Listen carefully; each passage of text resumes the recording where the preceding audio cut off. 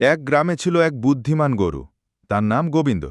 সে অন্য গরুদের মতো শুধু ঘাস খেত না, তা ছিল অনেক বড় স্বপ্ন। সে চায় তার নিজের একটা আমবাগান থাকবে, পাকা, মিষ্টি, রসে ভরা এক বাগান। গোবিন্দ একদিন গরুদের একটা মিটিং ডাকল।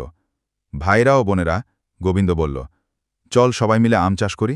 মানুষ পারলে আমরা পারব না কেন? সব গরুরা হেসে উঠল। তবে কিছু গরু, যেমন গোলপু, টুনটুনি আর বটুল, তারা রাজি হয়ে গেল। তারা মাঠে গেল, খুঁটি আর দড়ি দিয়ে ঘাসের জায়গায় আমের বীজ বপন করল। পৌঁছে যাওয়া খড়, গোবর আর জল দিয়ে সার তৈরি করল।